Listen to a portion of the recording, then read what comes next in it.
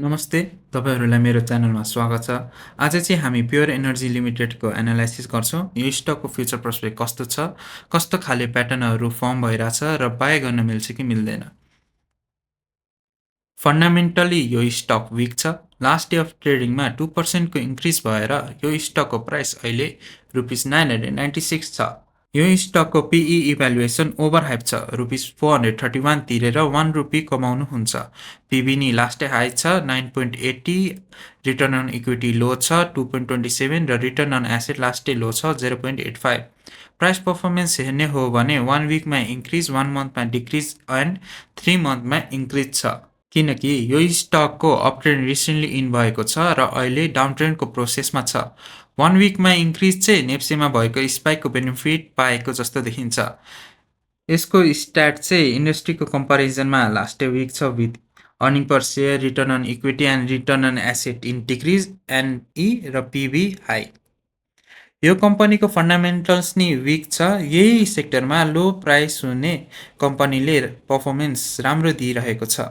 यो स्टकको dividend history छैन र यसको पेयरहरुमा हेर्ने हो भने चाहिँ यो भन्दा राम्रो अल्टरनेटिभहरु देख्न सकिन्छ, जस्तै MSCL, जसको मैले भिडियो अपलोड गरिसकेको छु। यो स्टकमा प्रॉफिट पोटेन्शियल 25 र लस पोटेन्शियल 74% छ। होल्डिङहरु हेर्ने हो भने 6 funds have decreased their holdings र बाइङ भन्दा सेलिङ चाहिँ धेरै भएको देखिन सकिन्छ। सो फन्डामेन्टल्स अनुसार हेर्ने हो भने चाहिँ यो कम्पनीमा इन्भेस्ट नगरे नि हुन्छ। यो भन्दा राम्रो अल्टरनेटिभ छन् हाइड्रो पावर सेक्टरमा। अब हामी टेक्निकल एनालाइसिसकोमा जाउँ। टेक्निकल एनालाइसिस हेर्ने हो भने चाहिँ यो स्टकमा कमन प्याटर्न देख्न सक्छौं। माथि ₹1200 मा रेजिस्टेन्स लेभल र 720 मा सपोर्ट लेभल छ। सो पहिला लास्ट डे स्ट्रङ अपट्रेन्ड थियो, रेजिस्टेन्स लाइन छुयो र त्यसपछि डाउन ट्रेन्ड सुरु भयो। प्याटर्न हेर्ने हो भने यो स्टकमा प्राइस इन्क्रिज भए नि पुरै अपट्रेन्ड हुँदैन, साइडवेज जान्छ र डाउन ट्रेन्डमा नि साइडवेज जान्छ। हामीले हेर्न सक्छौं यो स्टकले रेजिस्टेन्स लाइन छुयो र त्यहाँदेखि फल हुन थाल्यो। डाउन ट्रेन्डमा नि साइडवेज गयो, कन्सन्ट्रेसन अफ बार देखियो, बट पहिला साइडवेज हुनुभन्दा अगाडि डाउन ट्रेन्ड भएको कारणले यो स्टक डाउन ट्रेन्डमा गयो। अनि फल भएर सपोर्ट लाइन छुएर बाउन्स ब्याक गर्यो र अपट्रेन्ड सुरु भयो।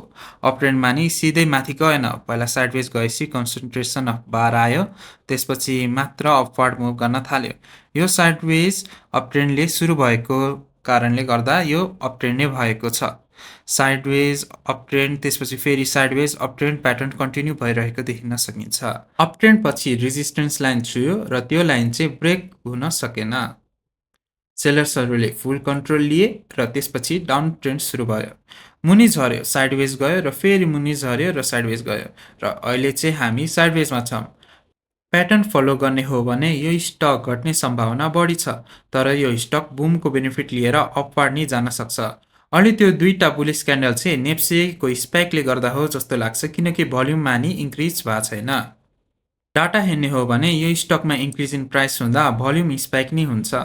त्यसैले म चाहिँ तपाईहरुलाई वेट गर्नेको सजेसन दिन्छु।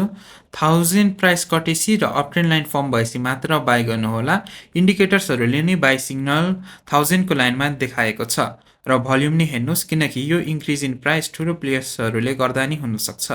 नत्र साइडवेज जान थालेपछि कन्सन्ट्रेसन अफ बार हुन्छ, डाउन ट्रेन्ड हुन्छ, सपोर्ट लाइन छोएर अनि मात्र बाउन्स ब्याक हुन्छ। म चाहिँ त्यो लाइनमा हाई प्रॉफिट गेन हुन्छ भनेर भन्छु र त्यो लाइनलाई वेट गर्न भन्छु। र अर्को कुरा, यो स्टकमा सेलर्सको कन्ट्रोल राम्रो छ। यो स्टक रेजिस्टेन्स लाइन देखि सपोर्ट लाइन छुन 91 डेज लाग्या छ भने बटम लाइन देखि टप लाइन छुन 125 दिन लागेको छ स्ल्याश डेज लागेको छ।